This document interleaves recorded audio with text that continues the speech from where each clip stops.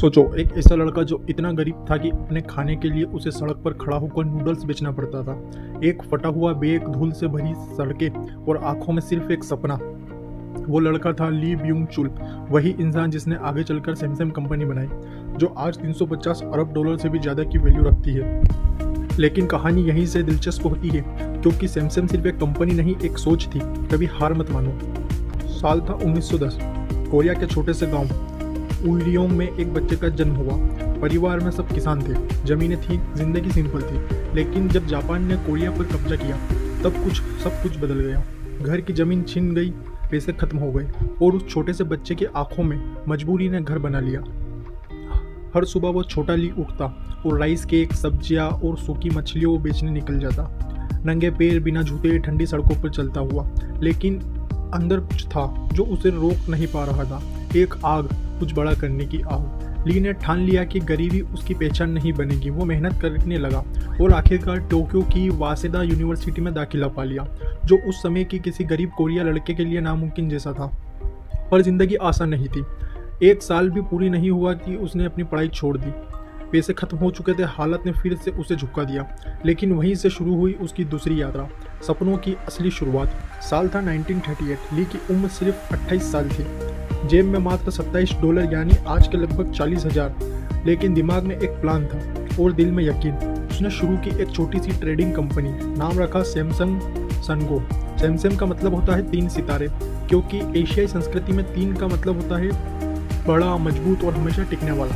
ली चाहता था कि उसकी कंपनी सितारों की तरह चमके। शुरुआत में सैमसंग कोई टेक कंपनी नहीं थी, वो एक छोटी सी दुकान थी जो सूखी मछलियाँ, सब्जियाँ और नूडल्स चाइना को बेचती थी।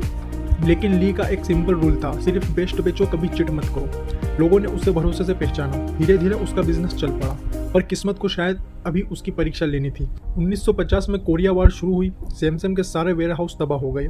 ली फिर से सड़क पर था, लेकिन इस बार उसने हार नहीं मानी। वो बोला, अगर दुनिया मुझे गिरा सकती है तो मैं दोबारा उठना भी सीख लूँगा। उसने नए बिजनेस शुरू किए, शुगर, टेक्सटाइल, इंश्योरेंस। हर जगह उसने मेहनत से अपनी जगह बनाई। 1960 तक सैमसंग कोरिया की जानी मानी नाम बन चुका था। लेकिन ली को कुछ और चाहिए था। वो जापान गया, वहाँ से सोनी को देखा। उसने सोचा, अगर जापान इलेक्ट्रॉनिक्स बना सकता है तो कोरिया क्यों नहीं। लोगों ने मजाक बनाया, नूडल्स बेचने वाला इलेक्ट्रॉनिक्स बनाएगा। लेकिन ली ने हिम्मत नहीं हारी। 1969 में उसने शुरू की सैमसंग इलेक्ट्रॉनिक्स। पहला प्रोडक्ट था black and white TV. Quality इतनी ख़राब थी कि लोग हंसते थे। सैमसंग का टीवी छींकने से टूट जाता है। लेकिन ली ने ठान लिया, बेहतर बनाना ही है। उसने जापानी प्रोडक्ट्स को स्टडी किया, बेहतरीन इंजीनियर्स को हायर किया और एक एक गलती को सुधारा। 1980 आते आते सैमसंग माइक्रोवेव, फ्रीज और कंप्यूटर चिप्स तक बनाने लगे। अब वो सिर्फ एक कंपनी नहीं, एक विजन बन चुकी थी। ली का सपना था कोरिया को दुनिया का टेक लीडर बनाना। 1987 में ली का निधन हो गया। अब जिम्मेदारी उसके बेटे ली कुन ही पर आई। उन्होंने कंपनी को एक नए दौर में ले जाया। 1993 में उन्होंने अपने कर्मचारियों से कहा, अपनी फैमिली के अलावा सब कुछ बदल दो। वो कहना चाहते थे कि सोच बदलो, आदतें बदलो, क्वालिटी बदलो, और उन्होंने किया भी। उन्होंने 1,50,000 खराब फ़ोनों को आग में जलाकर ख़त्म कर दिया। ये एक सिंबल था। अब हम पुराने सैमसंग नहीं रहे। 2000 के बाद सैमसंग ने मोबाइल फ़ोन की दुनिया में कदम रखा। 2009 में गैलेक्सी सीरीज़ आई और फिर इतिहास बदल गया। 2012 में गैलेक्सी S3 ने आईफोन से ज़्यादा बिक्री की। अब वो मजाक उड़ाने वाले लोग चुप थे, क्योंकि सैमसंग अब दुनिया के नंबर 1 स्मार्टफोन ब्रांड बन चुका था। ली ब्यूंग चुल 1987 में इस दुनिया को छोड़ गए, लेकिन उनका सपना आज भी हर सैमसंग डिवाइस में जिंदा है। हर उस स्क्रीन में जिस पर तुम ये वीडियो देख रहे हो, कहीं ना कहीं उस गरीब लड़के की मेहनत चमक रही है।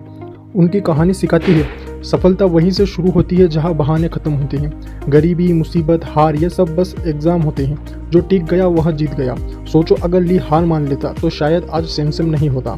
तो बताओ, तुम्हारा सपना क्या है? क्या तुम अगले ली ब्यूंग चुल बन सकते हो? कमेंट में ज़रूर बताओ। और ऐसी ही इंस्पायरिंग कहानियों के लिए वीडियो को लाइक करो, शेयर करो और सब्सक्राइब करना ना भूलो।